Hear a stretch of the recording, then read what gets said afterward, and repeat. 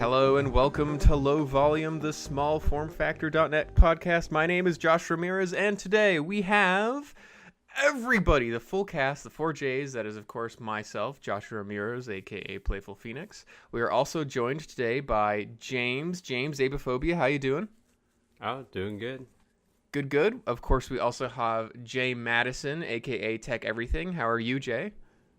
Awesome. Ready to go. Yeah, me too. And finally, we have John Morrison, a.k.a. Confusis, which is not the philosopher. How are you doing, John? Apparently I got demoted, and don't ask. We'll avoid the subject. And we're going to jump straight into the news, because the first item we have on our list here that I'm very, very excited, if only because I'm allowed to brag and say, na, is the fact that the SFF Build Challenge voting has closed. For our first episode, which is the last one of the previous month, we introduced this new segment called the Small Form Factor Build Challenge, in which we had a topic for a build, and then all of us individually built it out, and then we competed. We let the community vote to say which one they liked the best. If we look at the results here, I'll just sort of count it off right here.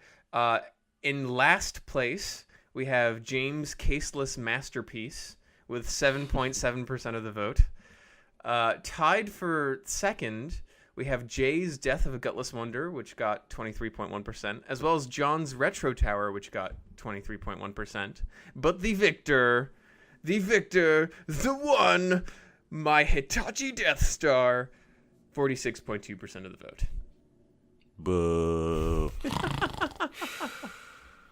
I have to say, I told you guys this off the podcast, but I will say this publicly for the world to hear. I am stating now that the voting was rigged. That is all. I demand a recount. So yeah, re something. I think Josh got Trump on his side. Those are definitely Trump votes. Yeah. I'm gonna build a computer, and it's gonna be the best computer you've ever seen. Make small form factor great again.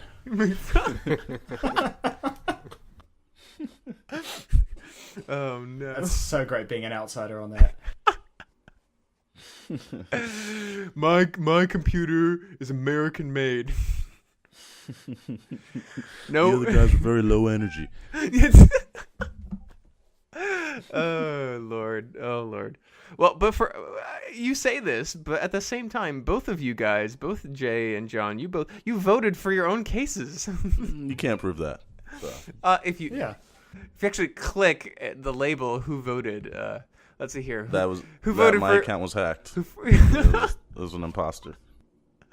Oh man. So okay. So I'm pretty sure Obama voted for himself as well. I honestly assumed everyone was voting for themselves. I didn't realize, I just cast a vote for the best system, Yeah. which was mine. So your unabashedly unbiased opinion led you to choose yourself. Obviously. I could have voted for any one of you, and I still would have won. Listen, okay, guy. All right, I don't want to hear this anymore. All right. In the next one, I promise, Tek Everything will rise to the top. I look forward to it. And speaking of which, this is the other item I wanted to make sure to cover, because not only does the community get to vote on which build they like after the episode in which we sort of compare and fight each other over it, but preceding episodes that have the SFF Build Challenge, we actually let the community vote on what the build is that we'll be making. So I'll add it to the show notes. We actually have a notice on the forum, as well as a link in the original thread for the first build challenge. But folks who are listening, and anyone on the forum, can actually go to that thread and make suggestions for what they think our next build challenge should be about.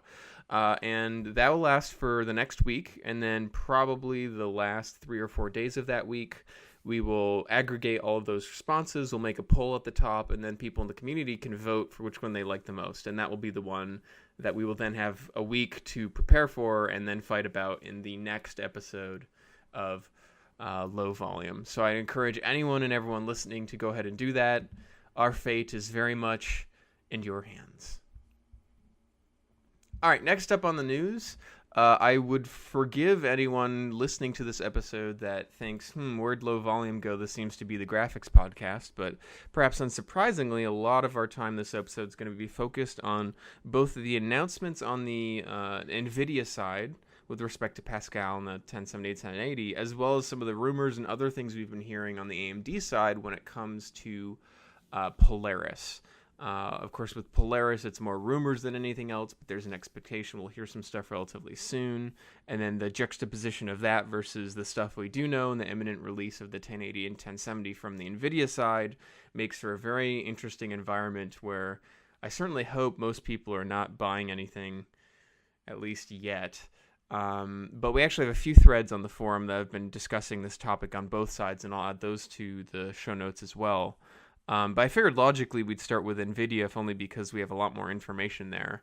And because I suspect that at least one of us wants to possibly buy some of that stuff.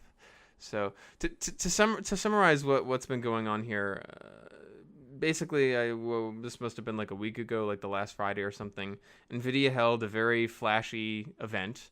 Everyone knew or was expecting a replacement to the 980 and the 970. We'd seen a fair amount of leaks leading up to the event where we saw everything from limited leaked benchmarks to the shrouds, which were being redesigned, to some of the details of the actual sort of underlying silicon and architecture and all of this. For the most part, a lot of those were confirmed, but we still didn't have an awareness of things like price point or availability or more granularity or specifics when it came to like how many CUDA cores or what's the actual performance of this thing in raw compute. So of course all of those were resolved following the event. The GTX 1080 is going to be released pretty imminently. I don't recall the actual date, but it's sometime next week, isn't it? 27th, and then the 1070 is the 12th of June. Yeah, of June. Yeah. Right. So the 1080 will come before the 1070, and so it's coming out relatively soon. But there were, on the one hand, people are really excited because, we finally have a move down to a lower process in terms of performance compared to, like, the 1080 versus the 980 or the 1070 versus the 970. The performance jumps are pretty substantial, right? I mean, both of them, NVIDIA was waxing poetic about how, oh my goodness, VR gaming, and they're both more powerful than a Titan X, which, as anyone remembers, retailed for $1,000 and whatever. On the other hand, it's a bit more complicated because the MSRP for the cheapest models of these went up about $50 for both. So especially with like the 1080, it's a little disingenuous for NVIDIA to compare the 1080 to the 980 because the release price of the 1080 is directly in between that of the 980 and the 980 Ti. The 980 Ti is obviously substantially more powerful than the 980. So, like, in terms of, like, understanding, okay, the price and performance and what the actual improvement is, it's a little more complicated. And then, the other thing was that they also had this sort of weird dynamic where they're like, oh, well, so, like, with the GTX 1080, the MSRP is $599, but then we have the Founders Edition, which is the one that comes with the shroud, like the thing you'd normally call reference, and that one's now $100 more expensive. It's $699 because it's fancier, and it's got really good technology, and it's using, like, a vapor chamber cooler and whatever. So that led to some confusion.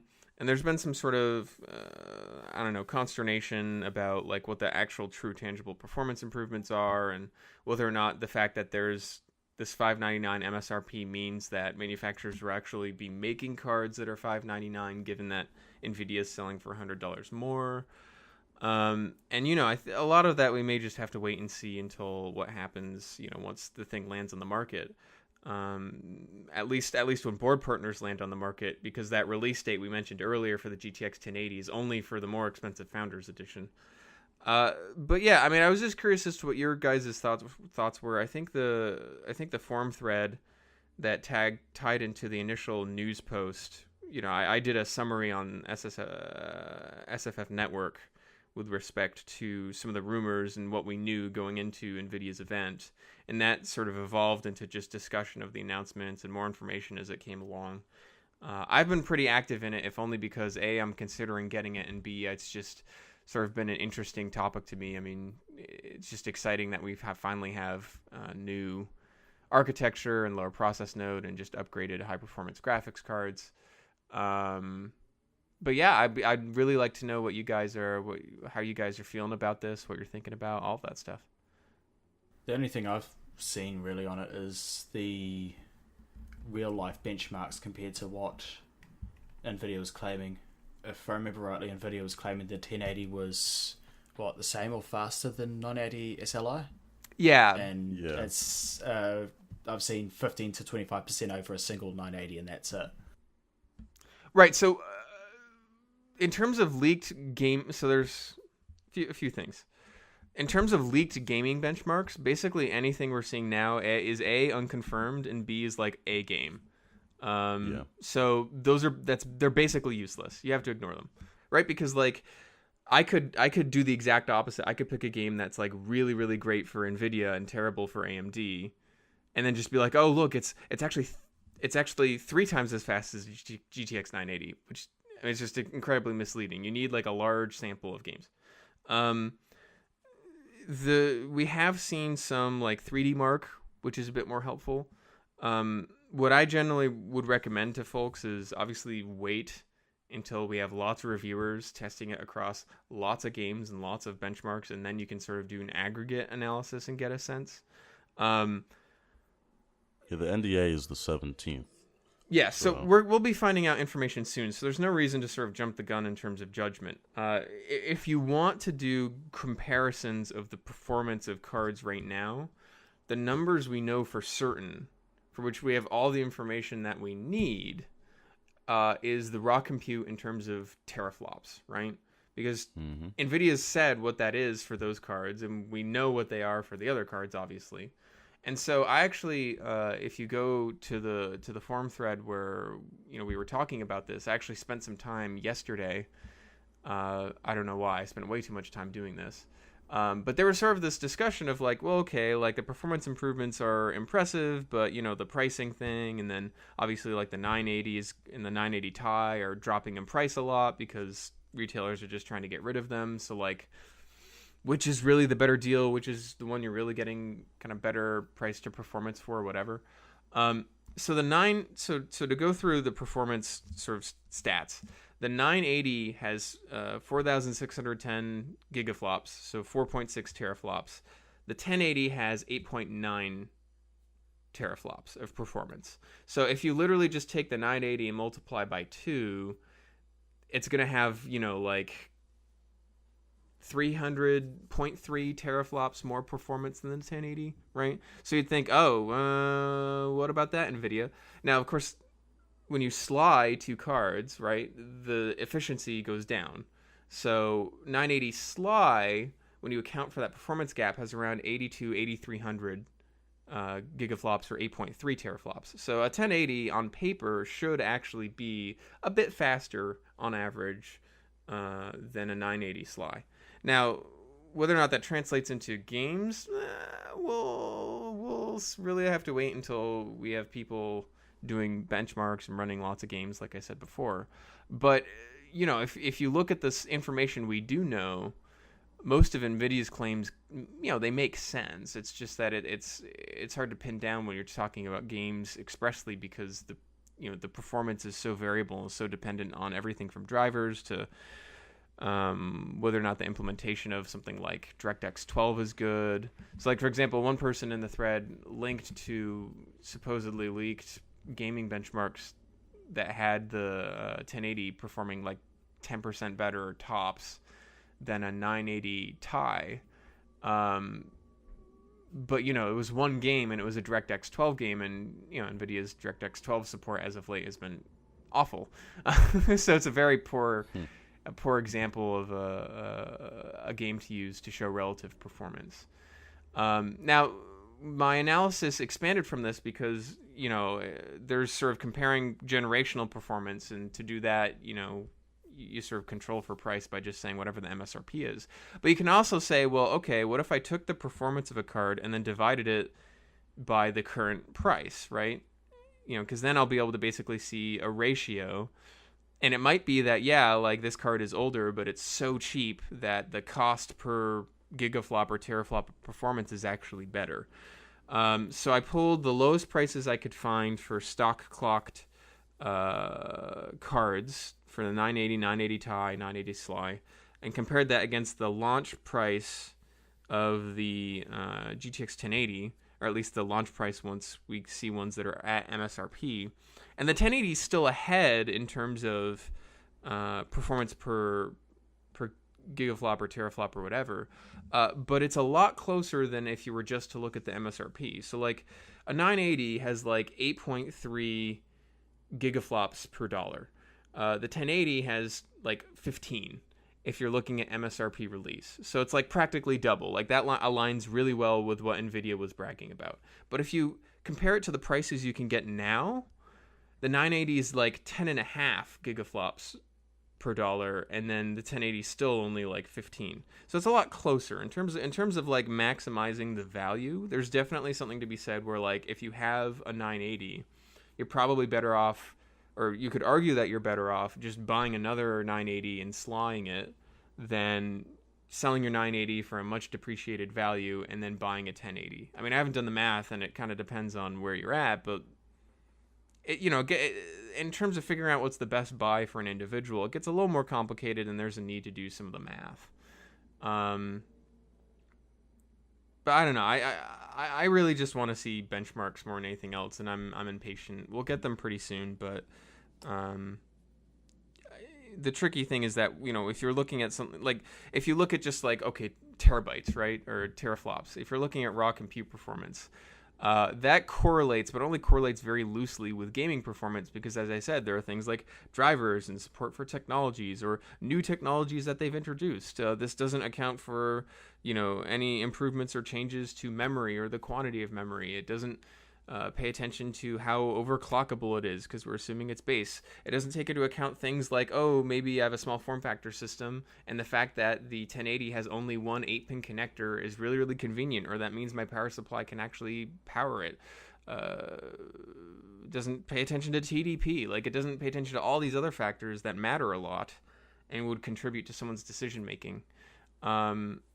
So we're really only able to look at this very, very narrow vector of performance right now. I think it's helpful. I think it acts as a good proxy for what we can expect once we get more data from folks. And it's certainly an interesting thing just to sort of do the math and, hypothesize about what we can expect and be excited and whatever. But for sure, it's, we're really operating on fumes right now in terms of like, what does the 1080 actually provide here? And NVIDIA didn't help in that regard because I think they're very, very good at saying things that sound really impressive but are actually very thin when it comes to the details. So, yeah. Can we just take a moment to just talk about how awesome a job it is from just a technology standpoint? How awesome of a job that they did. I mean, looking at overclocks over 2 gigahertz, that's kind of crazy just to think about.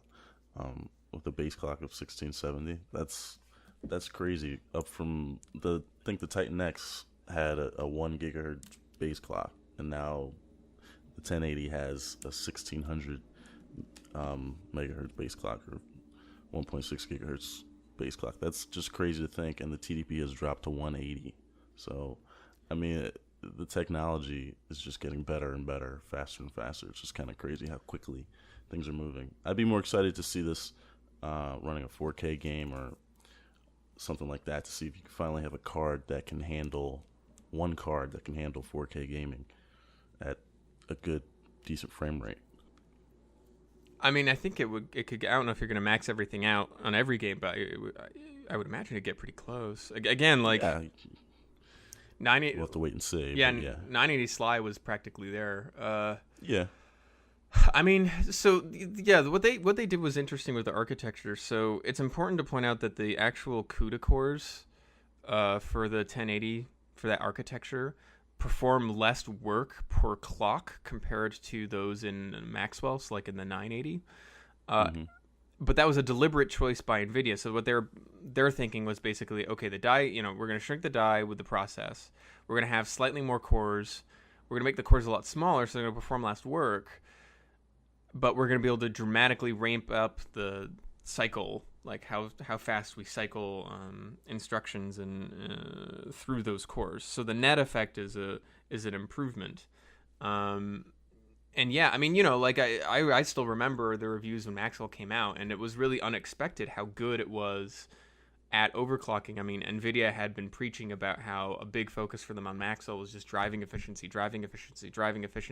It wasn't just about desktop. It was about mobile stuff as well. But one of the benefits on the desktop side was that meant you had all this headroom for overclocking.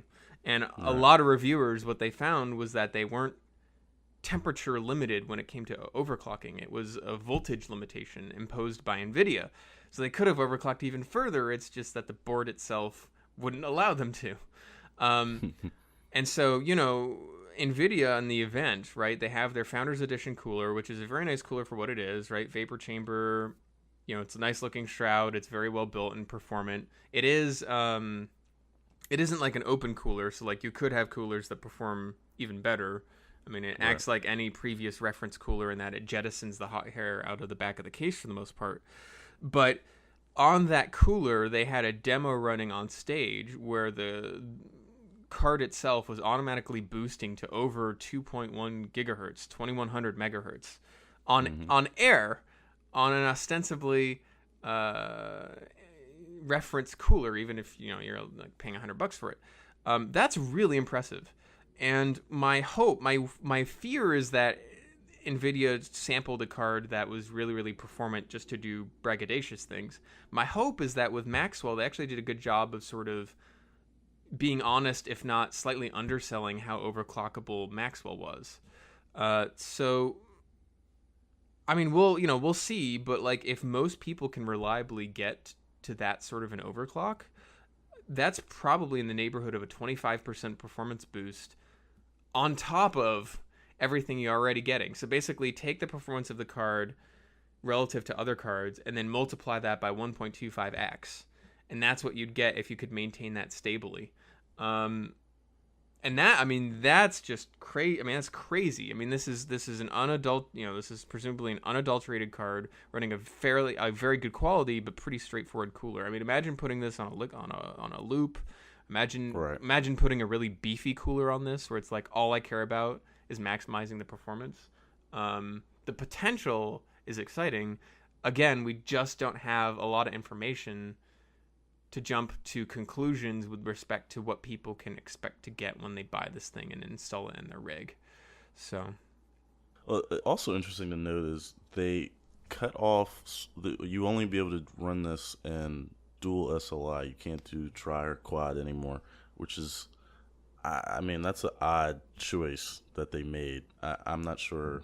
I don't know if they'll come out with a version that can go quad or tri, but you always see really high MTCs with, the 3 graphics cards, water cooled, that whole thing. And they kind of just cut that whole super high end enthusiast market like at the knees and just kind of killed it. So being able to only run dual 1080s was an interesting choice. Yeah. I'm not sure why they did like that. the tri and quad sly, like you see it in like showcase rigs, but like very, very, very few people ever actually use it though. So, I mean, it does kind of, you are sacrificing, I guess, marketing potential.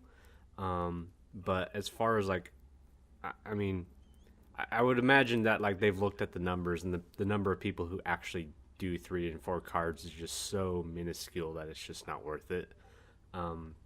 Though it is interesting though, because basically, like they're talking about how they did that because like they needed both connectors to do like, I guess, this high bandwidth SLI connector. Right.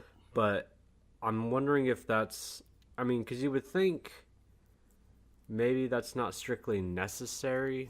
Because there's kind of been speculation that the connectors all look to be in the same positions and the same pins and stuff. So maybe you could just use a old 3 or 4-way bridge and just like plug it in and it may just work. But I don't know. It's interesting that they've done it, but and I think for most people, it really doesn't affect the vast majority of people. So I don't think it really matters. Well, the vast majority of people just aren't running multiple cards. Like, Right. If someone posited to me, like, what would you estimate to be the number of customers who own, I mean, just stick with NVIDIA for now, who own a card from an NVIDIA that have it in a rig that slides them or has multiple of them. I mean, I would be stunned if it were more than like 5%.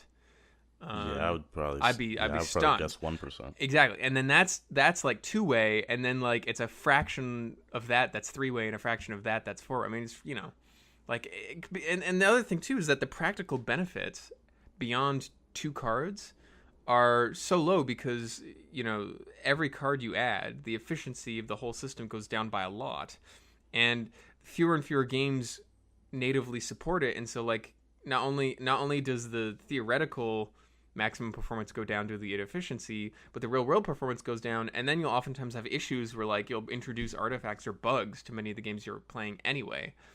So like I have never recommended anyone do more than two GPUs in a system. It just doesn't make sense. Like it's an expensive way to get almost no meaningful improvements for a lot of drawbacks. But it looks so cool. I mean, it looks cool, but whatever.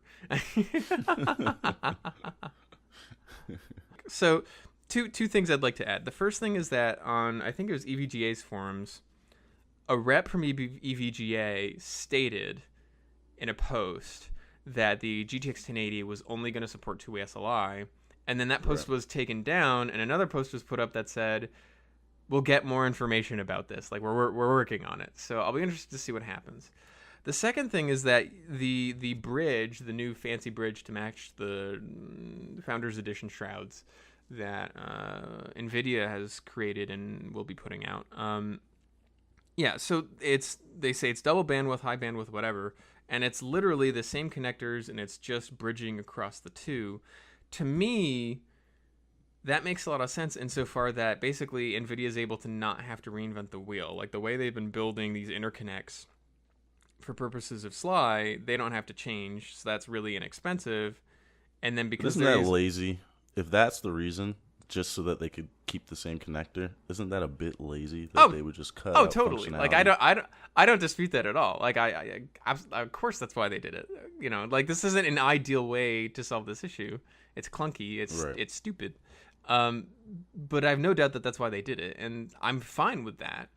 What I'm interested in is whether or not, like, I think if the trade that has to be made by customers is, you can't do 3 or 4-way SLI, but we've been able to like improve the efficiency of 2-way SLI from like 80% to 85% or 90%, right? Because like, we have double the bandwidth. Now there's a lot more data we can push through that connection, talking between the two cards. We're able to resolve a lot of these issues. Then I think that's totally worth it because you're noticeably improving the performance of the one multiple card configuration that is actually worth doing. And the cost is, you can no longer do the configuration that you shouldn't be doing anyway because it makes no goddamn sense. So like if that's the trade-off, totally, like I am all for that. I certainly wish they would do what AMD did and just say, well, you don't need a bridge, we'll just communicate over PCI. I don't know why. I don't know enough to say that it's stupid that they're not doing that. It feels like it's stupid. Like NVIDIA says that there's technical reasons, like that the SLI interconnect is a superior, like lower latency, higher bandwidth. That's whatever. Yeah. So they say there's technical reasons for it. Whether they're just being lazy is up for debate, but they do say there's good technical reasons. And this is what I was going to say. So like whatever bandwidth they could achieve through that connector is nothing compared to PCI. So it's not bandwidth, like it's not a pipe issue. However, if you're sending stuff through the PCIe lanes that has to go up the lanes into the controller, then down the lanes and back into the other thing. And so yes, like I could totally see how latency could be introduced. Whether or not that actually matters, again, this is just outside of my realm of knowledge. I don't know. But I'm fine with the idea of, okay, you need a bridge. I'm fine with the idea that, okay, you can only have 2-way SLI if that means that you're noticeably improving the performance of that multi-card configuration, right? If they're doing this and it really doesn't make that much of a difference, then it sort of begs the question why, and it's clearly kind of a stupid thing to do. But I would like to think that the reason they're doing this is because they've made the internal decision that, look, this improves performance. It's an easy, simple, inexpensive way for us to do it. 3 and 4-way configurations don't make any sense. Practically no game supports it natively. We shouldn't need to support it either. It's just stupid. But again, like this, it's just another area in which we don't have perfect information, and we're really just going to have to wait until people do testing. And worse yet, this isn't something that people are going to be doing testing for immediately. We're probably going to have to wait until a while after the release before 1 or 2 places maybe think to get to 1080s and do this testing. But here's another thought though, with the state of gaming as it is in terms of what is demanded from modern titles. Like you said, do you really need more than 2 1080 overclocked? I mean, even if you're pushing 144 to 4K, would that? It probably wouldn't get you there. Actually, now that I think about it, so maybe you do. Maybe you do. If you're pushing 144 hertz at 4K, yeah, maybe. Even though those panels, there's no panels that do that, so that's not even a real world situation. I mean, my issue. Go ahead. Yeah, my issue isn't that like, oh, you could theoretically use the performance that 3 or 4-way would provide. It's just the practical reality of that. In order for that to work, right? Like it's an economics issue, right? Almost nobody has these configurations because they're so expensive. Correct. So exactly. why would a game developer work to try and make that really efficient? Why would a company like NVIDIA spend a lot of time on the drivers to make them run better for like a fraction of a percent of the population? Like they don't have the incentive, they don't have the motivation. So it doesn't matter if like, well, in theory someone could use the performance. No one's actually going to get that performance because there isn't enough invested in making that be the reality. And if that's going to be the case, then why spend any time and investment at all? Again, like I think optimizing where the people are at the expense of where the people are not is generally a good idea. I think that's what NVIDIA is trying to do here. If they're not, I mean, if again, like the performance improvements for 2 GPUs is for all intents and purposes meaningless, then that's a bummer, and this is sort of a stupid thing that they're doing, unless it's a future forward-looking feature. I don't know, but it's just it's the practical reality of the situation that makes me think it's stupid. It's not the idea of 3-way or 4-way being a thing and being worth it and whatnot. Sounds great, and I'd be all for that. But the reality is that that's just not. It's just not what's been happening, and so it doesn't make sense to support it if that dynamic isn't about to change. Unless we can get top of the line enthusiast graphics cards for $150 moving forward, right? So even if they were, even if it was $250, I think it would be for people. You'd start seeing a lot more tri and quad rigs. But... Well, that's my point. But we're never going to have that, right? There's always going to be, like, the market has determined that $500, $600 is like the realm for these flagship, and that's not going to change, especially when you have like two companies competing. So, especially when you're expected to upgrade so often as well. I mean, it would be one thing if this was the card that lasted for 5 years, like a video game cycle or something. But no, that's not how it works. So, that you can't charge more than that realistically. Yeah. So, I think the market has found its Nash equilibria. And that equilibria does not include meaningful support for 3 or 4-way SLI or Crossfire or whatever. And that's fine. I mean, and to me, this is the beauty of it, is that, like, seriously, I would expect, especially given, how overclockable these cards are, I would expect that a 1080 can run most games at pretty darn high settings at 4K. That is, like, 95% of everyone's needs, right? If you have someone that has, like... I don't know, VR. I mean, we don't know what the VR performance is. They were really bragging about it. So maybe VR is mostly a soft issue too. But like, if you have someone that has like, I don't know, tri-screen setups or some really exotic thing where it's just ludicrous how much they're demanding, okay, fine. Maybe then you're going to need two GTX 1080s. Maybe then you're going to need to look into more exotic cooling to really squeeze out every drop of performance. But you're talking about such a small segment of the market, and it's such a unique use case. I mean, I really do think that we're at the point, you know, because it used to be for the longest time that like hardware would kind of keep pace with the increasing demands of like games and software in general. I think that given the reality of the last 2 years, this sort of a jump will kind of catch up a little bit to where the software is at in terms of like the most it could possibly demand out of the hardware. So I think in terms of that gap, it's a lot narrower than it used to be. I think that one card for the vast majority of folks will cover the gamut of all they could possibly need for the next few years in terms of performance, which is awesome and exciting because, I mean, that used to not be the case in so many ways.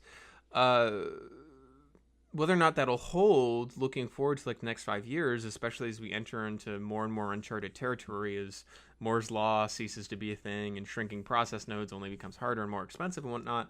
I mean, I'm not Nostradamus. I'm not going to pretend to have any effing idea what's going to happen.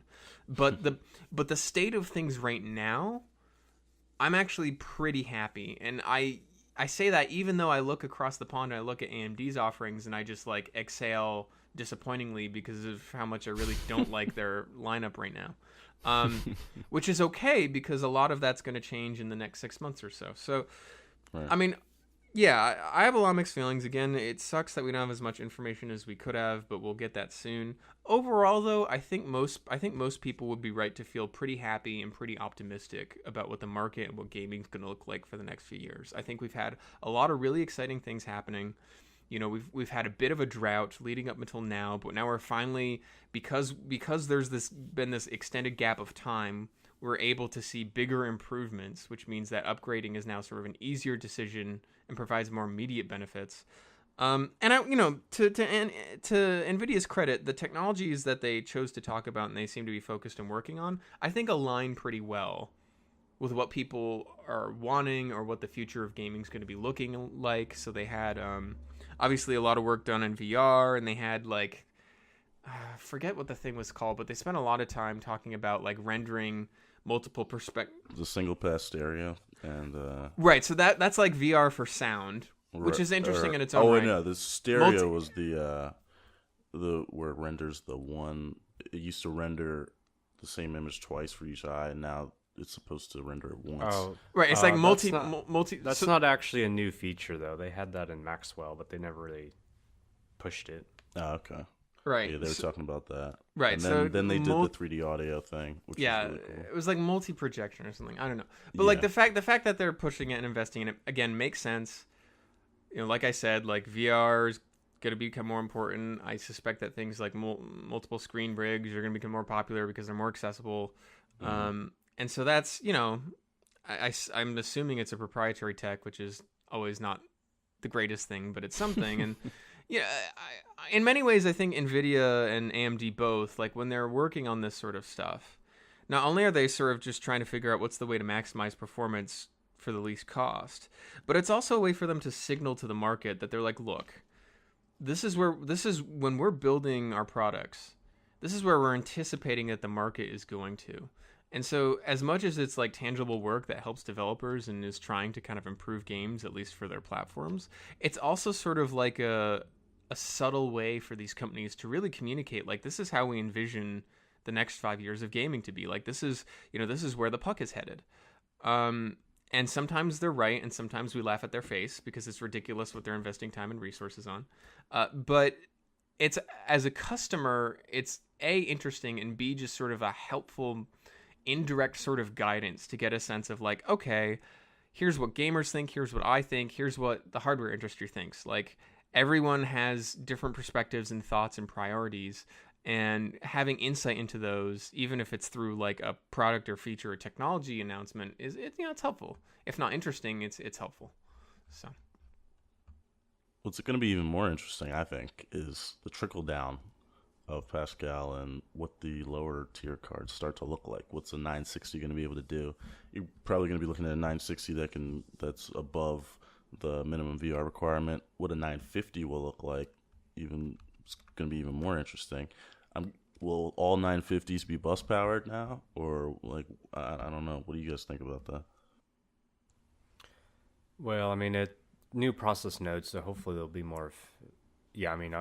Presumably the power efficiencies will trickle down to all the models. So yeah, I really hope we'll see, because it was kind of disappointing going from like the 750 Ti to the 950, 960 and stuff like that. Like the power efficiency didn't really translate into like cards in like smaller form factors or with less power connectors and stuff like that. So yeah, I'm really hoping we'll see more. One thing though I am disappointed is like, I mean, I guess we're gonna have to wait for presumably like the 1080 Ti in order to get HBM2. So like the 1080 is just as big a card as the 980, and so I don't guess we're not gonna see like dramatic reduction in like PCB sizes for 10 or for 1000 series versus 900. So that's kind of disappointing. But hopefully though, like power reduction, I would really think we would see more bus powered stuff, because OEMs like bus powered stuff because they can cheap out even more on the power supply. So I would fully expect to see like more and more powerful bus powered cards. I honestly would be very surprised if NVIDIA didn't eventually release a 1050 Ti that was like the 750 Ti in terms of you didn't need any power plugs, right? Just power through the slot. That would have roughly the performance of a 980. I'd be very surprised because wait, what? No, not 980. 980. No, seriously, if you do the math, no, that math I think is a little off. I think no, it's not a 980.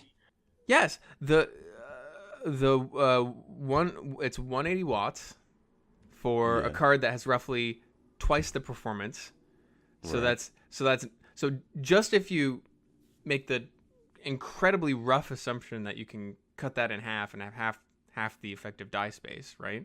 Then you're already down to 90 watts, so you only need to shave another 15. It'll have less memory, so there you shave some. Less CUDA cores. Yeah, and then do some binning or tweak the Lower clocks. yeah. I don't know. I guess you're right if you look at it, just in terms of simple math, but I don't think that's going to happen. I don't think it will.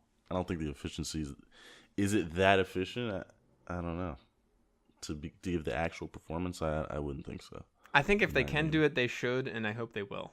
Yeah, because that would be be great. Yeah, it would be. my Oh goodness. man, it would be awesome. But if you could get a 1050 Ti 75 watt card that had similar performance to a 970, I think that would be probably the most popular card they sold. If you for think sure. about getting people into VR, getting small VR rigs that every OEM could produce a nice compact rig, that would be amazing. I think that's almost more exciting than the top high end 1080s, 1080 Ti's. Those cards are always going to exist. They're always going to be great and powerful. Drop them in your rig, you'll be able to run everything, But what it trickles down to and what it's going to do for VR, I think, moving forward, is super, super exciting. So, I mean, I'm obviously the manufacturers are gearing things towards VR. That's the new push, and I'm glad it's the new push because I think it's going to be really cool in the next 5 to 10 years. Does anyone recall? Or go ahead, James.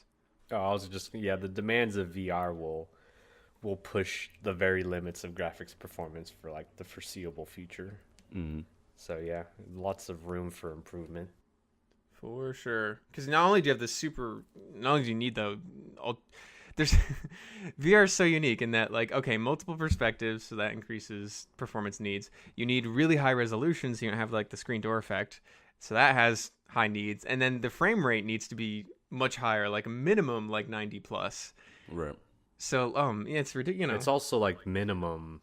It's the biggest thing to the minimum can't Right. be Like really, I mean, It's not with average, it's minimum. Yeah, Oculus has the asynchronous time warping, which helps, but yeah, really, it's not just a max. It's also like the min, which also drives up the need for performance. So yeah, just across the board. Yeah, it's VR was practically designed to be incredibly performant demanding. Yeah. But one quick question for you guys: do you recall what the MSRP of the 750 Ti was when it came out? No. Nah, I want to off the say top of my head. 150, but I Yeah, don't remember. that's what I thought. I really don't remember. Yeah, I don't remember either. Let me see if I can find it real quick. But in any case, I mean, on both the NVIDIA and AMD side, because the focus is on efficiency and because they get a lot of that just by going down to the next process node, NVIDIA it's 16 nanometer, AMD it's 14 nanometer FinFET, there really is opportunity on both sides for them to have really pretty darn good cards that do not that can be powered entirely through PCI, that do not necessitate power plugs. And there really aren't that, like, and any and all of the options that have that currently are pretty old. And I really hope at least one of them does it, because that would just be such an exciting thing that would corner the market overnight. And I can think of so many builds, especially when you're talking about builds that are like 4, 5, 6, 7 liters or so, where there isn't like, there's a desire for graphics performance. So like maybe for like a home theater PC or like, you know, for gaming on your TV or whatnot, but it's not like so extreme that you'd really need like a 1070 or 1080. And this would it would be perfect for that. I mean, cost of entry would go down. The sorts of configurations you could do would explode. Power needs would go down considerably. Form factors you could use would go. I mean, it would be such a good thing. And they have the technology. They can do it. It's not like they need to seriously gimp something or do all sorts of hard work to try and find a way to make it work. Like, no, it's just the math of the situation makes it self-evident that this is not only possible but relatively straightforward. Come on, NVIDIA, come on, do it. You're so close. 2016 is the year. They also, they're gonna think of the profits first. Well, right. I mean, and that's why they're not going to do it like a week from now, right? This is why this is probably like a Q1 2017 thing. Right. But come on, man, come on. When do you think we'll see? Do you think we will see cards other than the 1080 and 1070 this year? Do you guys? I think we'll see the lower end ones. The higher end ones is kind of weird because it's assuming that, I'm assuming the 1080 Ti would be HBM2s, so we're going to be kind of limited by the manufacture and development of HBM2. And I think AMD was saying like Vega, which would be their HBM2 cards, would be Q1 2017. So presumably NVIDIA would also be similarly constrained. So presumably they would also be looking at Q1 2017. Yeah, that's my guess. Yeah. And the other thing, I mean, so they released the Tesla, what was it, P100 or whatever, which uses the larger Pascal GPU die, which I would assume is what the 1080 Ti would use. And even that, first off, it's ludicrously expensive, but of course it's like for industry and whatnot. It's like thousands of dollars per card.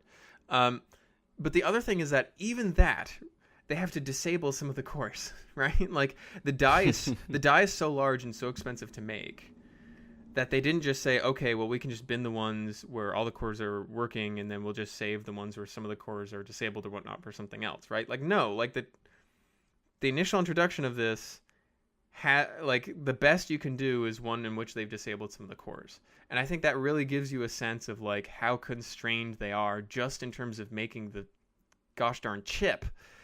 In terms of delivering this. So it's going to take a while for them to do that, A, and then to B, do it in a way such that they're comfortably profitable selling to like enthusiasts.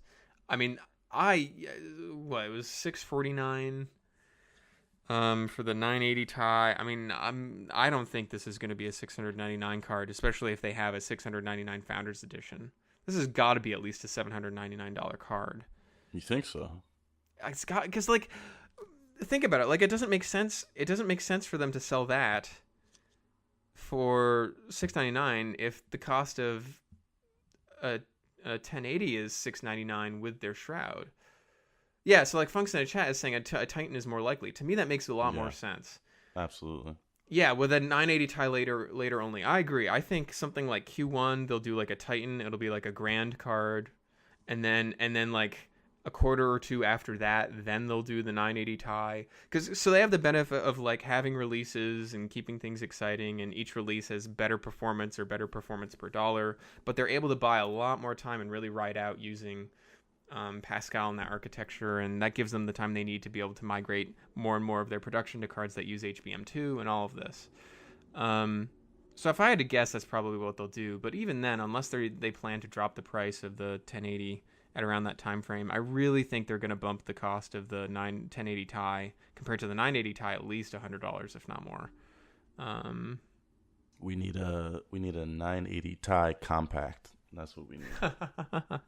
Yeah, I really hope they go like the Fury route and have Yes. this card. That would be so cool. Though, like one thing I think people don't realize about the NVIDIA reference cards is like they're all exactly the same size because there's actually little screw holes on the front of the card that little brackets can attach to. And like Alienware and HP and stuff use those to have like brackets to mount it to the chassis for shipping purposes. So that's why they're always like exactly not exactly 10.5, but they're all exactly the same length between like the 7 and 900 series cards. They're all the same size for that reason. So I'm curious if they will break that trend and make a short card because they just HBM2 they just don't need a 10.5-inch card. There's just no need for that much PCB. Right. So I'm curious if they'll just kind of finally do a short card or if they'll just have a stupid extension like they did on some of the 600 and 700 series. Yeah. I mean, I think so long as they're consistent, right? Like you have, because like 10.5 wasn't chosen because it was a magical number. It was just like the needs when they originally had that length were such that it had to be 10.5 inches, and then they just wanted consistency so that these companies could assume that it was going to be a 10.5 inch card. So long as they're consistent about whatever dimensions they give, at least for the reference design, to HBM cards that are able to have a shorter profile, that's easy enough to communicate, and they can just be like, look, like it's going to probably be like this for the foreseeable future, so just anticipate these are the two sizes and live with it. Yeah, I mean, I don't know. Will they, though? Will they? I hope. I really hope so. There are many things I really do not like about AMD's lineup, but that's the one thing that I really do like is like... Yeah. Good on them for not being stupid and for realizing that like a big benefit is the fact that you can really compress the size. And even in larger builds, that buys space that's tangible and helpful and useful and whatnot. Like I think there are very few losers when it comes to let's shrink the size of the card without impacting performance. Right. Unless you're factoring in noise, that can be the only real drawback back to doing that. Going from, and sometimes triple fans, with full extended coolers and heat sinks to having a compact heat sink with one fan. Sometimes they can be really loud. Oh, well, AMD's already solved that problem. Just force everyone to use an AIO. Yeah. They sure did. They sure did. I've never been a fan of the mandatory AIO, but I guess, if you're buying it, you're building with that in mind. No, I say that in jest. It's one of them.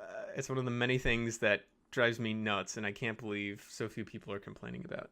Like they don't really have a choice. To be honest, the amount of heat that's being pumped off of those cards in some instances. I mean, I remember when they did it with the R9, was it 295X2, right? Mm-hmm. That monster, and and like for that one, I was like, okay, you know what? I'm okay with it because that was a 500 watt card, right? That was a slab of molten lava that also happened to render graphics. And like the whole point of a card like that is like you want to push the envelope. You want to find ways to really maximize. You want to go all the way. Like performance is all that matters. And and the AIO system and everything they did for that card made perfect sense, right? It was like, yes, the people who are going to want this are going to be totally happy to make that accommodation. Great.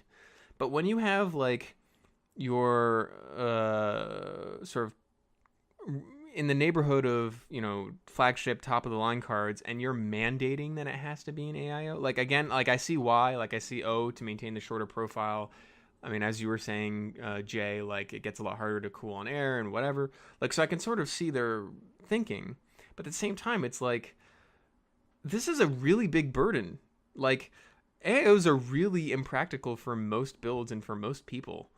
You're forcing people to build around this, and it's really concerning if you're like at this form factor, and the implicit observation to make is that, wow, the efficiency and heat put out by this card is so bad that they're forced to do this, right? Because this is expensive for them to do. Like, they're not going to do this just because they feel like it. They're going to do this because they're like, oh man, we have to. Like, we can't get adequate performance on air. It raises their MSRP. Just doing that raises their MSRP off the bat for what they have to charge for a card. So they don't want to, but I'm sure in testing they're like, we have to do this. It's like that's like number 2 of like what frustrates me, and then number 1 is the fact that the HBM stuff is 4 gigabytes. I mean, they clearly, in my opinion, moved to HBM way too soon. Well, I mean, you kind of have to though. Like they had to develop something so they can iterate on it and have something better. But like NVIDIA's doing that and just doing it internally. Like they have never released a 4 gigabyte HBM card. I would imagine AMD had exclusivity, if I recall, because they contributed a lot to help develop it. So I believe AMD had exclusivity on the first generation. I mean, fair enough. But even so, I think that compromise makes no sense for most people. I think most people would be better served by 8 gigabytes of GDDR5, let alone GDDR5X, because the moment because like that card, right? Like AMD was saying like, oh, now you can do like 4K gaming, right? Well, guess what? Most newer titles that are doing 4K gaming need more than 4 gigabytes of VRAM. Once you hit that ceiling, your performance just right? It craps itself. It doesn't matter how fast that memory is if you're out of it. And if you're doing 4K gaming, yes. Right, and that problem is only going to get worse over time, right? Games are only going to need more memory because they're going to be trying to store more textures and all this. So not only is it like potentially crippling today, it's going to be only more crippling in the future. So from the consumer's point of view, I just think that was a really stupid compromise to make. And you pay for it. Like I would bet that 4 gigabytes of HBM costs way more than 8 gigabytes of GDDR. So I'm excited. I'm super excited for HBM2 on both sides. I think that'll be. I think enthusiasts and people that are like looking and researching cards tend to really underestimate the impact of memory performance in overall gaming and graphics performance, and the fact that we're finally seeing a focus by AMD and NVIDIA into that end is super exciting.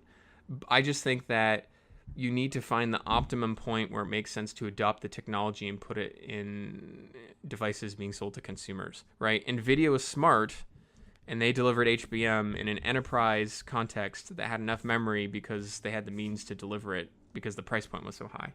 AMD, I think, really tried to be flashy and exciting and introduce this at too low a price point where it was feasible to do it in a way that was practical.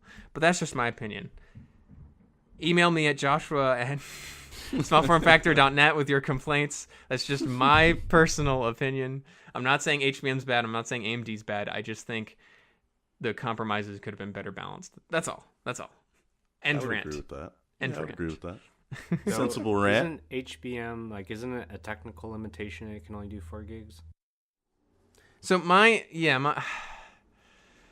understanding's really limited. I know that I think it just had to do with like what you could fit within the dies, and then the interposer for the memory stacks versus the graphics chip, like that was already massive, and so I think HBM is saying that it is a 4 gigs the most. So I mean, it's like if you want HBM, you can only do 4 gigs. So I mean, obviously it's not ideal, but it's just they didn't really have a choice.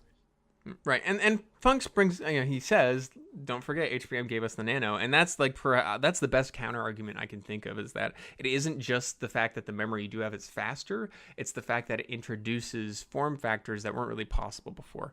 And so maybe the better critique I should be making is that they should have offered both, right? Like with HBM 4 gigs and then with like standard GDR5 8 gigs. It's just that of course they're not going to do that, because that they have to reinvent the wheel and have two completely different architectures supporting the GPU communicating with the memory and all of this. So of course they're not going to do that. Like they had to pick one, and so they picked that one, and I disagree with that, but that's just me. So all right, so we've already kind of started, so we want to talk a bit on the NVIDIA side. Was there anything else on the NVIDIA side of the equation you wanted to discuss, or? What do you guys think of the new reference cooler design? I like it. I like the way it looks. It'd be interesting to see how well it cools. Obviously, yeah. I didn't like it at first, but it's grown on me. I think I like it a lot better now. Yeah, I actually quite liked it. I wish, of course a graphics card's going to be boxy. I wish, given the fact that it has like these interesting angular facets, that they were able to like make it a little more unusually shaped, but I get that they did that within the constraints they had. The cooler, so I'm driving myself a little crazy over this. I'm nearly certain I'm right, because I remember this coming up when the 980 and the 970 came out, and NVIDIA didn't talk about it, and only a few people noticed it. So a lot of the complaints that are coming out right now about this cooler, especially since NVIDIA is charging an extra $100 for it, is people are saying, well, this is ridiculous. Like, all they did was change the outside, right? And the inside is the same as it was before, and they're charging $100? Like, that's stupid. You're charging money for something that's not much different. That's not true, though. Exactly. So here's the thing. When they introduced the fancy metal cooler, right, like the one that looks like the one on the 980 or whatnot, right? So this would have been, what, the 600? 690, I think, started it. Right. So that generation, it had a vapor chamber cooler with integrated heat pipes, and then that's how it dissipated heat, right? And a vapor chamber performs a lot better in general, way better, than just heat pipes alone. With the 980 and the 970, they retained the same external design, but they removed the vapor chamber. It was just heat pipes. And they justified this by saying that, look, Maxwell's so much more efficient that you don't need the vapor chamber, right? You can still get pretty good overclocking on the reference cooler, even with just heat pipes. Then we move to this, which in terms of power consumption is basically the same. In terms of efficiency, it's more, but the performance is way higher. So like the actual raw performance consumption is like a little bit higher, but basically the same, right? And so you're not just paying $100 and getting the same cooler and it looks a little different. They're reintroducing the vapor chamber. And that to me is probably the biggest explainer for why on air, on the reference cooler or the Founders Edition cooler or whatever you want to call it, they're able to see these ridiculous overclocks out of the box, right? Or at least in theory, they'll be out of the box. Again, we'll see what the average is for most folks. So that's like the value of it, right? Is that like you get their nice cooler and it has like this tech. Whether or not that's worth $100, and it gets backplate. $100 is a pretty big ask, because Sapphire's been doing aftermarket vapor chamber coolers for a while now, and I don't remember the premium on those, but I don't think it was like $100. Well, they're just doing that so that they don't step on the toes of their card partners. Really, they're just trying to. This is their card that they're going to be selling, but the card partners are the ones that are going to drive the market and sell more cars in total than NVIDIA ever would. So they're set the price so that it's kind of like out of the way, and they give all the partners, ASUS and everybody, room to do whatever cooler they want to do, and release their card at a price in between theirs and the MSRP.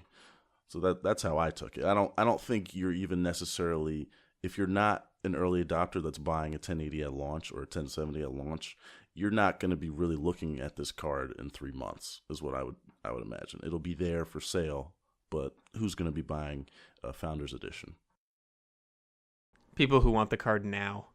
Yeah, exactly. So once the partnered cards start coming out, you're going to get it the ASUS Strix version, or or the MSI, the WindForce, whatever. So what you're saying is that this is in part like to appease board manufacturers, and in part like a rich person early adopter tax. Absolutely. That's how I look at it. Yeah. You know. I mean, I don't like. Did they say the Founder Edition would be available earlier than the normal ones? Well, no. So the launch date, only Founders Edition will be available at the launch date. It'll be like a few weeks after that you can get the ones that presumably start at the MSRP of $599. So if you want one, that is a bit lame. yeah. Well, but so again, like if you think of it as a reference design, like yeah, okay, like the reference design was available first for a few weeks, and then board partners were able to go through fulfillment and ship out their own custom designs, and then people could get those, right? So it's no different. It's just it feels different because now that reference design has a fancy name, and you have to pay extra for it. Yeah, exactly. Yeah, but they said they're gonna sell it for the entire lifespan of the card, so which is a little different. So that's, well, you know, I don't think it's that big of a deal. If you want it now, you pay a little more. That's how most things are. Yeah, and I mean the other thing that I'm curious about, and also a little concerned about, if I'm honest, is you know, like if you wanted to water cool, like buy the card, put a block on it, put it in a loop, right? Like that was fine and dandy with the 980 series because the reference card was the same as MSRP, and practically all the blocks made were designed towards the reference card, because why wouldn't you? Like, you should design to what is determined to be the reference design. But now the reference design of SoFacto has a $100 premium, and like, you know, when I think of what I might want to build, it would probably be putting the 1080 in a loop, and I don't really want to pay $100 to get a reference, to $100 more to get a reference design that ostensibly is paying for a cooler I would not be using. Well, I mean, I would assume that the OEMs will do like they've done previous gen and have like aftermarket coolers on reference PCBs. Yeah, like EVGA's been doing that for a while. So yeah, I mean that's I don't think that will be an issue. Yes, that's what I'm hoping will happen. What I would plan to do if I were to make it. The other thing too is that the reference card, the bracket, the PCI bracket, is too tall because it has DVI on the second tab. Oh yeah, you can't make it a single slot. Right. So the second thing I'm hoping for, which is a bit of a stretch, is like EVGA makes, because they did this with I think they did it with the 980. It just took them forever, so I hope it doesn't take forever this time. But you can buy it with no cooler and a block pre-installed, and then they just get rid of the DVI input, and it's just the 3 DisplayPort and HDMI. That'd be cool. Yeah, right? That's what I want. Very cool. That's the dream, man. That's the dream. Yeah, that'd be awesome. Yeah, because I mean, with on the AMD side, I think most of them only use the first tab anyway. Like even the Radeon Pro Duo, I believe, only uses the first PCI tab for I/O. So you can literally, I mean, it's kind of stupid because it's already on a loop. But like, if you were so inclined, you can like rip that cooler off, get a 1 slot cooler, and it becomes a 1 slot card. I'm sure that's a thing. In fact, I think I read a story saying there is a block for it. Yeah, did EK? I think EK did. Yeah, of course they did. Yeah, they make every card. Good Lord. I think I saw that. I think it was Power Color already has a reference 1080 or a Founders 1080 reference board with their own shroud on it. I think it was Power Color. Well, let me see if I can find the link. But so that will be a thing. Good. Good. That's the other thing I can't wait for is what overclocks you can get on water. Man. Because the 980, it was ridiculous. Like, it would hover, even with simple loops, it would hover at like between 60 and 65. And again, like, temperature would be a non-issue. The only reason you couldn't overclock more was because of either stability or you were voltage limited. I would think their voltage limit would be a problem again, though, since it's a smaller process node. True. Yeah, I just don't know. I mean, I would think so, but you know, if they're on stage demonstrating effectively a 25% overclock, on air. And the other thing too is that instability becomes stronger very, very quickly the higher the temperature is of the chip. So if on water you're able to maintain it at a very, very low temperature on a relative scale, that would help with stability to a point. I mean, not like to an incredible extent, but to a point. So, all right, I think we've covered everything that there is to cover on the NVIDIA side. It's exciting, man. No, it's super exciting. I'm not. Believe me, I say that as potentially a customer. But there are two companies in this wheelhouse, and although only one of them has announced things, on the other side of the aisle, we have definitely been seeing sort of an increase in rumors and other information sort of coming out and just dripping. And that is, of course, with respect to Polaris from AMD. Now, in conversations I've had with folks, it has been anticipated for a while. I don't think AMD is actually going to be at Computex, but at a quote-unquote around the Computex time frame, we would expect them to announce some Polaris products, and they wouldn't really compete in the realm of the 1070 or the 1080, but at basically every layer below that, they would be the first introduction of this technology, which promises, really great efficiency gains, which means they can really boost performance or really lower the power consumption of some of the parts relative to the same performance.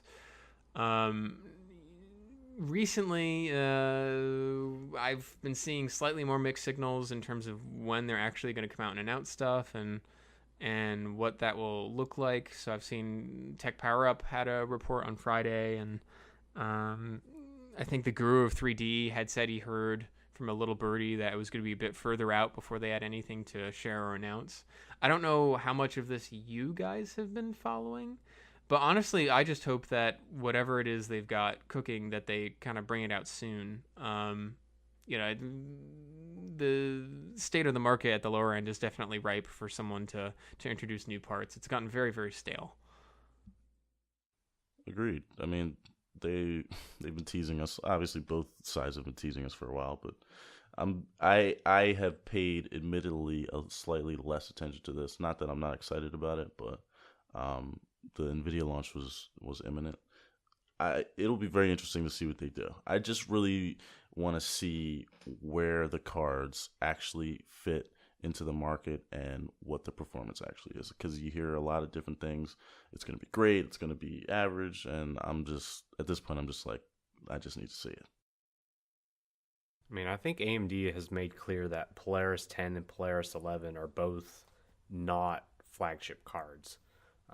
So because that's Vega, which is going to be, I think, Q1 or whatever. So that, to me, that's disappointing. I'm hoping that we'll get something at least in like the 1070 competitor. Right. I don't think we'll be seeing a 1080 or 1080 Ti competitor, because would be Vega, but I'm hoping at least a 1070.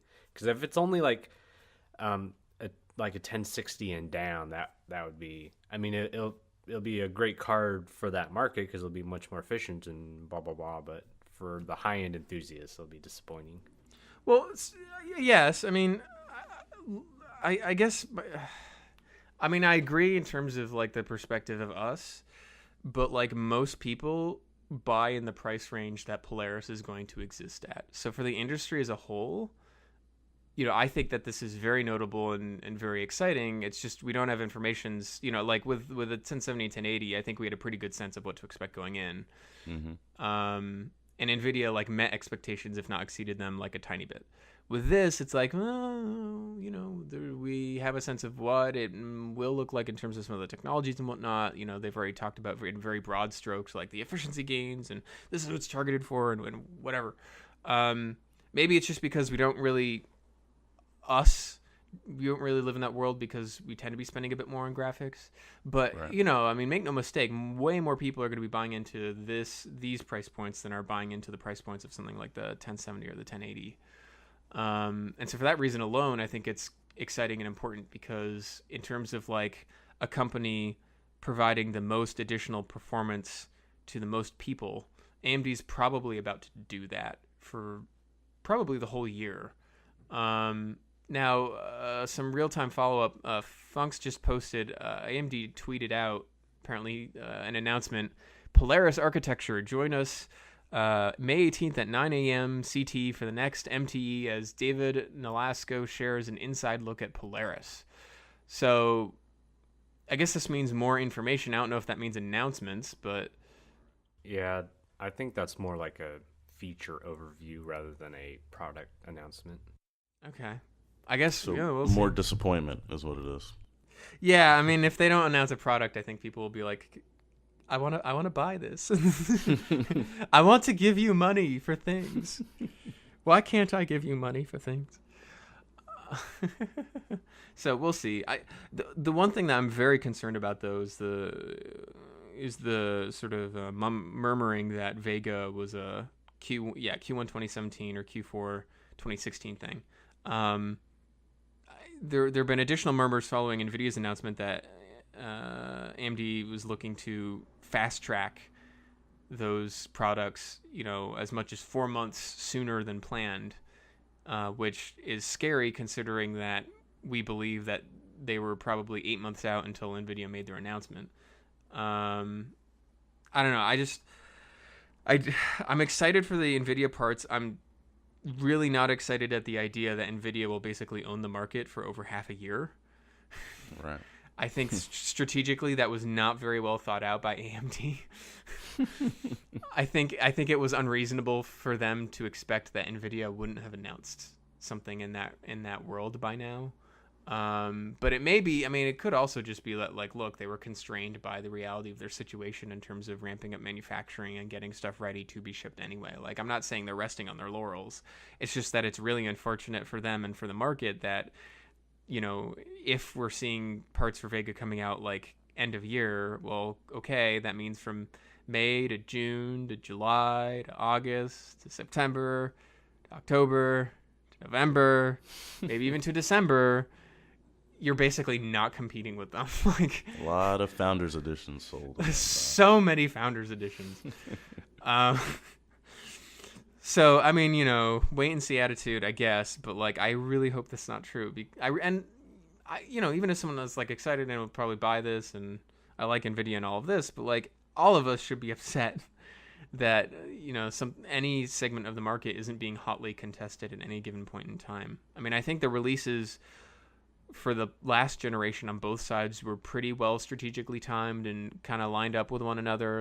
On both sides, you saw Company A release something, and then Company B had to adjust pricing, and then soon after they released something, and then Company A had to adjust pricing, right? I don't know. I'm nervous. Come on, AMD. It's frustrating because AMD's kind of found itself in this ugly transitional period, right? They have so much exciting stuff coming up ahead. And they brag about and talk about it, and everyone's like, yes, this is really great and cool and interesting, but I want to buy something today.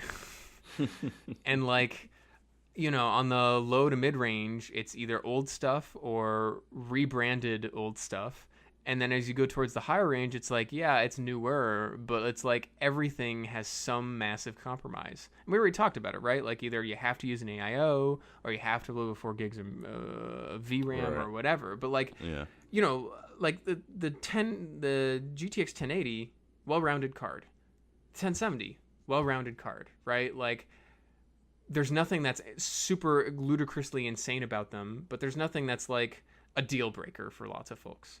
With the Nano, with the Fury, whatever, they all have these things where it's it's really, really great, but Horrible coil whine. Or something weird. And that's just super frustrating. And it's okay, I get it. They're again, it's the transitional period. They're adopting technologies, but they're early, so there's certain compromises there. And then the next step will be super awesome, and you'll get all the great stuff, and they'll fix all those issues. But that's now what? 2017 or later in the year, and it's been so long, and it's just, we need something now. And NVIDIA's giving us cool stuff to us today. Yeah. So NVIDIA is great. You know what? AMD is your estranged dad that you want to be in your life, but he kind of sucks. And NVIDIA is like your new stepdad who has a Corvette and is awesome and buys you toys. That's what NVIDIA is. And it's like buying your affection. I feel like I just learned a lot about you, Jay. No, you learn nothing about me. I'm just really good at making weird analogies, I guess. So I guess the TLDR of all of this is like, AMD, we love you, but we need to talk. Come on, Dad. Come on, Dad. Step up. Mom's taking me to Disney World for my birthday, and you're like taking me to Arby's. What's going on? I guess would Intel be mom in this scenario? I guess I don't know. I don't know what's going on here. Well, with Intel and AMD, it's a sort of a similar thing. I mean, Yeah, I guess. Yeah. I haven't felt extraordinarily excited about CPUs in the desktop space for quite a while. No, if you've heard, did you guys hear about Kaby Lake? You will be even less enthusiastic. Is it like a 5 to 7% performance gain? If it's 5, looking at the specs, I'll be shocked if it's 5. Well, so what I saw, the power consumption is down, and the overall performance is up like a tiny bit. Yeah, but the very tiny bit. And the clocks are down. So like clocks are down, yeah. Which is the fact that clocks are coming down. But that's the funny thing. Like we cut the power requirements, but we cut the clocks too. So right, but again, overall performance is up. It's like up hardly. So like, what they probably did was they just did some tiny architectural changes to make the processing more efficient, and then to get the actual the same amount of transistors, and then to get the power consumption down, they just dropped the clocks a little bit, and they're like, oh, well, they'll basically cancel each other out. Yeah, that's not what I was looking for. That's not what any of us were looking for. No one wants that. Not for desktop. Remember when generational changes in CPUs were like 40%? Oh my god, 45%. It was amazing. It was incredible. It used to be the good times. We used to have so many good times. But now. And now it's like, okay, I'm throwing this video. I need to convert it to like MP4 so I can watch it on my iPad or whatever. This used to take 4 minutes and 28 seconds, and now 4 minutes and 26 seconds. Oh yeah! Can we at least get, if they're not going to raise the clocks, can we at least get like 6-core? Standard desktop chips. On mainstream. Yes, agree. Wish they would do that. Agree completely. It's the logical next step, especially as this issue of apps not multi-threading gets resolved, and like the tangible benefit even to regular users. It's huge. It's I mean, freaking desktops, freaking desktop browsers are now are they not only multi-threaded, but they separate out. Yeah. Not only tabs, but even elements within pages in their own instances and their own threads. So it's like now's the time, Intel. Like it took a really good long while to get there, but we're basically there. They don't have to though, so they won't. No, I mean, again, and that's the frustrating thing. And this is what makes me upset about the idea of like certain areas of the graphics market being uncontested, because it's just going to introduce all the incentive in the world. I mean, this is just how it works, right? Like, I don't blame people for acting or doing it, but like, if Intel is not really feeling pressure to compete all that hard, especially on the like top half of the market, well, then they're not going to invest all these resources going as hard as they can to seek out improvements, because there's no need to, right? Like, they're not getting any money back for that investment. To be honest, I thought that Intel and NVIDIA would try to kill AMD and just release products that they could not compete with. They need AMD to exist. They need AMD. Antitrust. Exactly. Yeah. They need AMD to be a thing so that the U.S. Attorney General doesn't come to their door and go, hey. So I wouldn't. I mean, it's not beyond the realm of possibility that Intel would just give AMD a bunch of money to keep them in business. Like it would cost them more to deal with the Department of Justice than it would to just like float AMD. Can I just say that's a really depressing sentence? Yeah, it is. Yes. Yeah. Wow, today. That's like really upsetting now that I'm thinking about this. I feel worse. Thanks, James. Ay. That's funny. All right, so But not really. No, it's not funny at all. It's the problem. All right, so do we have anything else we want to talk about with respect to Polaris or anything? Or No, sir. Not on my end. I think that covers the gamut. In which case, we shall move on to the. Oh my goodness. Okay, we need to come up with like a different thing because this is the freaking fully favorite forum thread of the Fortnight. It's too much. It's not enough actually. You need to say you need more F's in there. Seriously, we're gonna do like the 100th episode, and it's just gonna be like, all right, folks, feel free to mute your headphones for the next 8 minutes. As long as you're the one saying it, it's great. Oh, okay. I see how it is. Lord, can the next F be like the favorite forum thread of the Fortnite? Yeah. It can be whatever you want it to be, as long as you say it. All right, so James, I believe you picked this one, so I'm gonna make you explain it. Also because I haven't posted in it, but I believe you have, so I'll let you. Yes. Okay. So I think who made this? Was it Craig?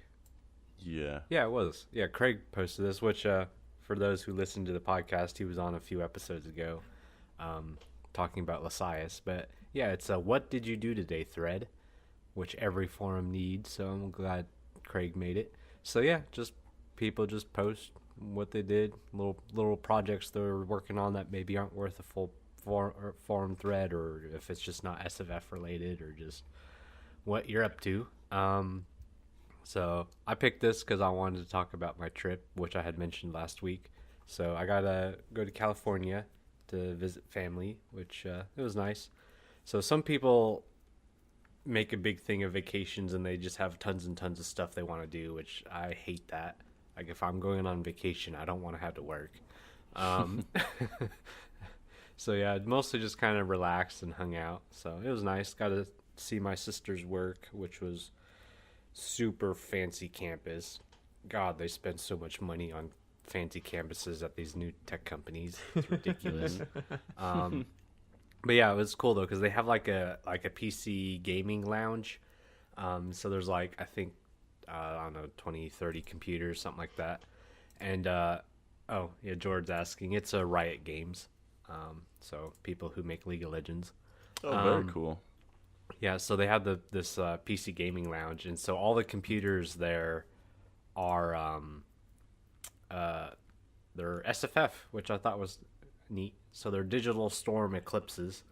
So they got i5 4590s, 8 gigs of RAM, GTX 970. They are and then these swimming in money. Oh my goodness. Oh yes. Digital Storms for everyone? Are you kidding me? Oh, that's just the gaming lounge. The normal, like the employees, like the artists and the programmers or stuff, they're mostly using Dell workstations is what I saw. Like Precisions. So didn't see anything like super extravagant as like from what I noticed, but I just kind of took a peek at some of the computers they were using. But yeah, Digital Storm, which are a little bit on the pricey side. Yes. Just a little. Oh my God. Yeah. But yeah, it's inside a Raven RVZ01 case that they've painted like kind of the outside of it red. So neat looking system. But I thought it was kind of neat. I just took a peek under the desk and saw that it was there, so I took a picture. But yeah, nothing super exotic, but it is SFF, so that's cool. And then, but yeah, other than that, kind of just hung out, ate good food. I got to see tons of cool cars. Like, there's like, I'm not used to it here in Arkansas. There's like, you see a Porsche and they're like, ooh, that's awesome. There, it's like Audis, BMWs, Porsches are like everywhere. Like, I think I saw more Audis like the couple days I was there than I have the whole time I've lived here. They're just everywhere. But yeah, I got to stay up towards Santa Barbara by the ocean, like an Airbnb, like just like really just right next to the ocean. It was nice. And then let's see, I guess it was last Saturday. I got to test drive a Tesla Model X because there's a Tesla store in Santa Barbara, and I was just kind of like, I was like, I'm in California, and there's Tesla stores everywhere. I wonder if I could snag a test drive. Luckily, for some reason, the website didn't have like any slots available when I checked later in the day, but then I called and they're like, yeah, we're not busy, just come in whenever you want. It's like, okay. So I got a test drive. It was a Model X P90D. I'm so jealous. Performance model. Very cool.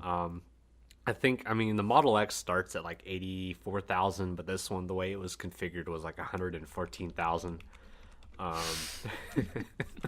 So by far the most expensive car I've ever driven. By quite a bit. By a couple times. How's your insurance, James? Well, test drives are covered by. Oh, so this is interesting. So, like Tesla's insurance covers test drives, which makes sense, right? Yeah. But, like how when you rent a car, a lot of times it's like you had to be 25. That's mostly for insurance purposes. Like the insurance companies don't really want to cover insuring like a 20 or especially like an 18-year-old renting like a nice car. I mean, because you know what they're going to do with it. They're going to drive it like a maniac. Of course, there's plenty of 25, 30-year-olds to do the same thing, but yes, continue. Yeah. So normally it's 25, and that's their official policy, like at Tesla. But I had read somewhere that you like 21's the minimum, and I was like, well, is it 21? Is it 25? Like, what's the deal? So I asked, which the Dan was at the Santa Barbara store, really nice guy. I was asking him about that, and he's like, well, basically somebody had asked Elon if like that they weren't 25 and they really wanted to drive it, and Elon said, well, if you got a valid driver's license, you can test drive a Tesla. So, or at least if you're 21. And it was hilarious because Dan, like the guy at the Tesla store, is like, yeah, Elon said it. So basically, if you're 21, we have to let you. But it's like, it's just this. So basically, if Elon says it, it's just, that's how it is. But technically, it's supposed to be 25 because of insurance. So I thought that was hilarious. How'd you like the car? Oh, was it good? Yes, it's amazing. I mean, Model X, Falcon Wing door. Well, actually, a lot of the stuff is like I've read about it. We've all heard about it, whatever. But yeah, the Falcon Wing doors are really cool to look at in person. They're really cool. But even then though, it's I still somewhat think it's a bit of a gimmick. And Tesla has said that it's cool, but the production issues they've had because of it have been pretty major. But driving it, like, basically just everything goes away when you drive it. It is so awesome to drive an electric, like a high performance electric car. It's just like there's no noise, which you can read about that all you want, and it's like, oh yeah, it's electric. There's not like exploding gasoline going on in front of you. You logically that there's no noise, but actually driving it, like just pulling out of the parking lot, it's like, oh, it just makes literally no sound. It's so quiet. It's just like you don't really understand it until you actually like drive it. Like you just press on the accelerator and it's just no noise. It's awesome.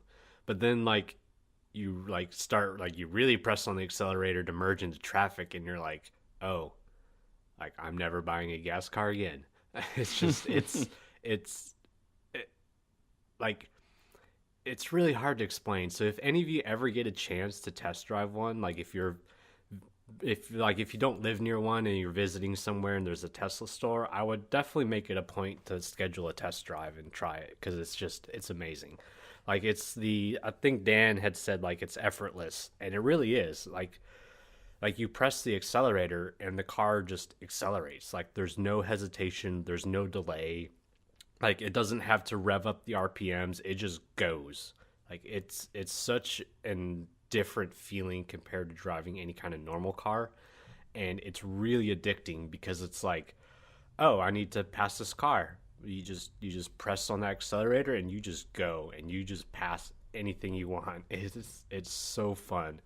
And then like the regen braking is really, I mean, this is more because I'm a nerd about electric cars, so most people probably aren't as into it. But the regen braking is really cool too.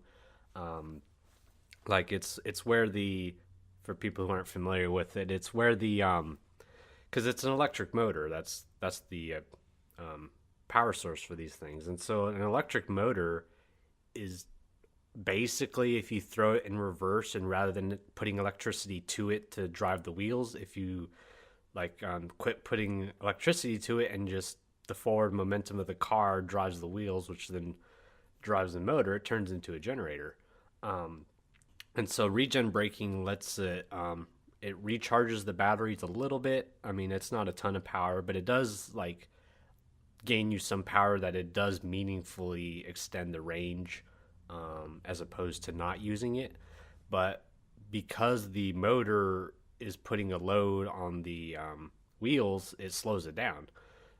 So it saves you wear and tear on your brakes. So like electric cars are much better for maintenance because there's just much less to go wrong. You don't have like an engine and transmission and air filters and oil and just all that nonsense. But even like brakes, which they have like a normal car, it even saves wear and tear on that because you're letting the motor kind of handle a lot of your braking. So it's really interesting. Like you have to like get used to it for sure, because like the first couple times I just like, when I came to stop, I just used a brake like normal, because on the Teslas, the regen braking kicks in as soon as you let off the accelerator. So like you can definitely get used to it. I was kind of getting used to it by the end of the drive, but it's definitely different though. Like the way you drive is like different, because like you'll accelerate or whatever, and then you come to a stop, and like as you approach the stop, you just let off the gas. And whereas a normal car would kind of like coast for a ways, the regen braking is relatively aggressive in comparison, so it slows it down fairly aggressively. And like I was saying in the thread, it does kick on the brake lights, so that way people don't run into you. But yeah, you just let off the accelerator, it slows down, and then like it would slow down to a complete stop, I think, eventually. But definitely once you get down to about like 20 miles an hour, you'll have to like switch to like your brakes and like bring it to a full stop. But yeah, it's just really interesting to drive. It's hard to explain. It's just like I said, if you guys ever get a chance to test drive one, I would definitely do it. It's well worth it. And though if you do test drive one, the website is not very accurate. So if the website doesn't show any openings, like any times open, just give them the store a call. Because like I found out like they didn't show any openings at all for Saturday, and then I called and they said, oh yeah, we're just not busy at all. So yeah, definitely give them a call if it looks like you couldn't make it, just to see. But yeah, I highly recommend. I mean, of course, I'm sure it's definitely out of my price range, but I think most everybody listening, it's probably out of their price range too. But yeah, just it's so so fun. It's really worth it just to try it out. And I don't know. I guess it maybe depends on the store and how busy they are, but they didn't seem to mind at all that I was just wanted to test drive it, even though I couldn't possibly afford a Model X. But don't tell them that. No, I told them that. It's like I'm more interested in the Model 3. I mean, after I drove it, I mean, I have to admit, I did like crunch the numbers and see if I could possibly afford one. It's like, well, maybe if I lease it, no. Maybe a certified pre-owned, no. Maybe if I buy a used one, no. Maybe if I like become an Uber driver, no. So I was like, but I did pre-order a Model 3, so yeah. Did you really? Yeah. Like, as in you're gonna get it? Yeah, well, I mean, I was going to get one regardless. Like, I already knew I really? wanted one. I mean, because I've been following Tesla for like the last 3 or 4 years. So I've wanted a Tesla for a while, and then like, because I mean, it's been fairly well known that they were going to do like a $30,000-$35,000 car for a long time. Like that's like that isn't something that just recently became known. So I've known I've wanted it, and then the Model 3 was announced, and I was thinking like 2020. So like I would get one, like maybe I was thinking getting like a 2019 model that's out of lease. Okay. But having driven one now, like I don't want to wait. I'll pay to get a new one, and Need it. Does it fit into your lifestyle in terms of your commute to work and back and forth? Not right now, but I think where I'll be at in 2 years, I'm pretty sure that it will make much more sense. Okay. Both like the drive I have to take plus monetarily. So, I mean, it's refundable, so it's not a big deal. But all right, just a sec. There's somebody at the door for some reason, so I get it. I'll be back. Who do you think's at the door, Jay? Is it weird that my first thought was that it was a murderer? Does that make me like a weirdo? I was gonna guess it was AMD CEO begging us to. We heard your podcast on Discord and Just try the Radeon Pro Dual. It's really interesting. you know what I think it is? I've been watching a lot of those like conspiracy videos on YouTube, like missing people and stuff. You get caught up in it. You watch one, and then it's like 10 hours later. But yeah, so now I think that James is getting murdered. It's the Zodiac Killer. He's back. James opened the door and he went, Ted Cruz. The actual Zodiac Killer. Who was it? The recycle guy comes by and brings up. He brings what? He picks up like the computer parts and stuff. For murdering. That's what he picks them up for. Yeah. I thought that it was going to be a murderer. That was my hypothesis. My original hypothesis was that it would be AMD CEO begging you to give them a second chance. My second hypothesis, it was the Zodiac Killer, a.k.a. Ted Cruz.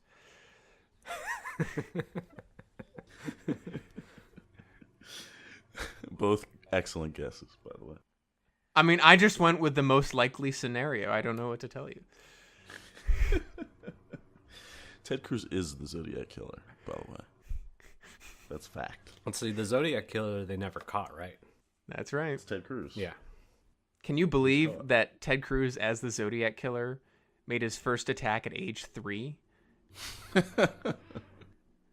Hey, he becomes president and he can pardon himself.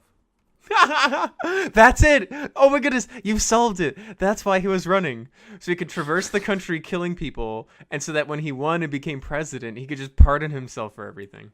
Just be like, haha, it was me all along. What, you think I actually believed that stuff? I'm not that crazy. Come on.